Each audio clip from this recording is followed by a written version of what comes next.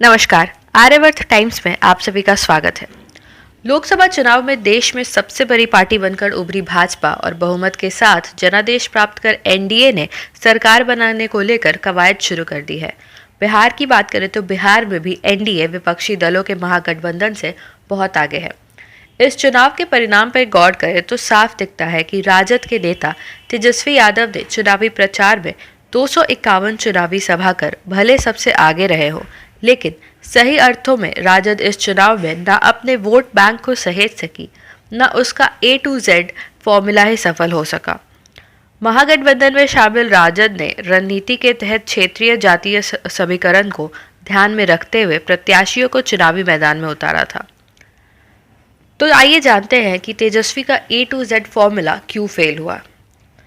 सबसे पहले तेजस्वी यादव ने चुनाव से पहले ही A to Z की चर्चा शुरू कर इस बात के संदेश दिए थे कि राजद सिर्फ MY यानी यादव मुस्लिम वोट बैंक पर नहीं बल्कि सभी जातियों को साधने की कोशिश में है। टिकट बंटवारे में भी राजद नेतृत्व वाले महागठबंधन ने न केवल सवर्ण समाज के नेताओं को टिकट दिए बल्कि कुशवाहा समाज के लोगों को भी प्रत्याशी बनाया। लेकिन चुनाव परिणाम ने यह साफ कर दिया कि राजद का वोट बैंक MY समीकरण आंख मूंद कर राजद के साथ नहीं आया और विरोधी भी इस वोट बैंक में सेंध लगाने में सफल हुए। उजियारपुर से भाजपा के नित्यानंद राय की जीत ने यह साबित कर दिया कि राजद का वोट बैंक दरक गया है। इसी तरह मधुबनी में भी भाजपा के अशोक यादव के खिलाफ राजद ने अली अशरफ फातमी को उतारकर अपने वोट बैंक को साधने की कोशिश की थी, लेकिन फातमी की हार ने इस समीकरण के दरकने के संकेत दे दिए। पूर्णिया की बात करें तो पूर्णिया के चुनाव परिणाम ने तो राजद के वोट बैंक के दावे की पूरी तरह से पोल ही खोल दी। पूर्णिया में राजद नेता तेजस्वी यादव ने राजेश रंजन उर्फ पप्पू यादव को वोट नहीं देने की अपील तक अपने समर्थकों से की थी, लेकिन पप्पू यादव सफल हो गए। उन्होंने जदयू के संतोष कुमार कुशवाहा को हराया।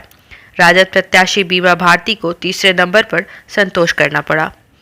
झंझारपुर में बसपा के गुलाब यादव और नवादा में निर्दलीय विनोद यादव को मिला वोट भी इस बात का प्रमाण देता है कि राजद का यादव मतदाता अब आंख मूंद कर राजद के साथ नहीं है। नवादा में विनोद को 39,000 से अधिक मत मिले। सीतामढ़ी से जदयू की जीत भी राजद के वोट बैंक के टूटने पर मुहर लगा रही है।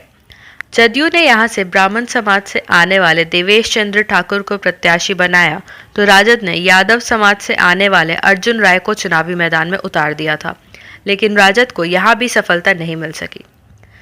वैशाली से राजद के मुन्ना शुक्ला को भी हार का सामना करना पड़ा। इसके अलावा भी कई ऐसे सीटें हैं जहां राजद के वोट बैंक के दरकने के संकेत मिल रहे हैं। महागठबंधन में राजद 26, कांग्रेस 9 और वामपंथी दलों ने 5 सीटों पर चुनाव लड़ा था। राजद ने अपने कोटे से 3 सीटें मुकेश सहनी की पार्टी विकासशील इंसान पार्टी को भी दी थी। राजद ने 4 सीटों पर जीत दर्ज की, वहीं कांग्रेस को 3, भाकपा माले को 2 सीटें मिली।